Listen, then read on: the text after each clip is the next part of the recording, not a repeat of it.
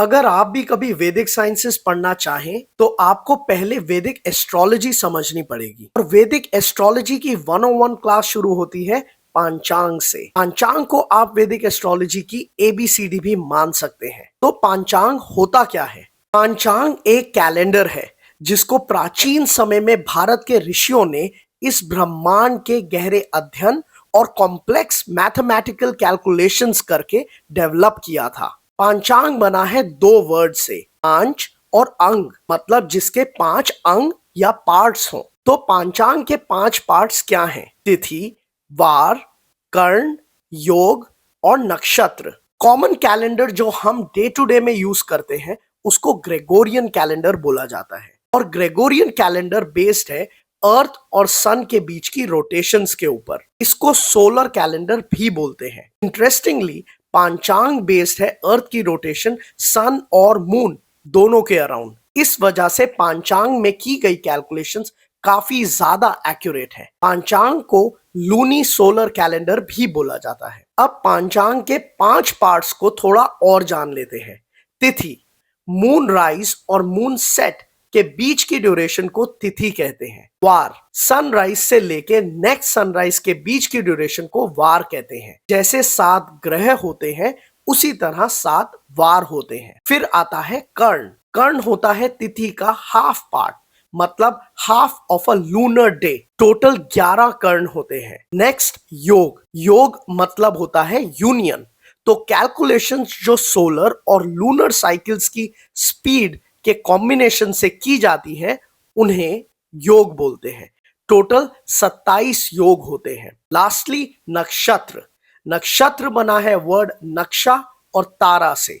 नक्षत्र का मतलब होता है तारों का नक्शा या मैप ऑफ स्टार्स। टोटल 27 नक्षत्र होते हैं। जैसे वेस्टर्न कैलेंडर के अकॉर्डिंग 4 सीजन्स होते हैं, पांचांग के अकॉर्डिंग 6 सीजन्स होते हैं जिनको मास बोलते हैं। स्प्रिंग, समर, फॉल और विंटर के अलावा पांचांग में मॉनसून और डीप विंटर भी होते हैं। जैसे वेस्टर्न कैलेंडर में 12 महीने होते हैं वैसे ही पांचांग में भी 12 महीने होते हैं। हर एक महीना 2 पक्ष में डिवाइड होता है। 15 दिन शुक्ल पक्ष जब मून अमावस्या से पूर्णिमा की तरफ जा रहा होता है, और 15 दिन कृष्ण पक्ष जब मून पूर्णिमा से अमावस्या की तरफ जा रहा होता है। जब सन और मून ओवरलैप करते हैं तो उसे अमावस्या कहते हैं। जब मून और सन के बीच में 12 डिग्री का डिस्टेंस होता है तो उसे प्रथम तिथि बोलते हैं। और ये 12 डिग्री के इंक्रीमेंट में तिथि सब्सिक्वेंटली आगे बढ़ती है। जैसे 8th तिथि को अष्टमी बोलते हैं, फिर नवमी, दशमी, एकादशी एंड सो ऑन। जब सन और मून के बीच का डिस्टेंस 180 डिग्री हो जाता है तो उसे पूर्णिमा बोलते हैं। अब पांचांग को पढ़ते कैसे हैं उसकी डिस्कशन हम किसी और वीडियो में करेंगे, पर जाने से पहले एक क्वेश्चन को जरूर आंसर कर देते हैं।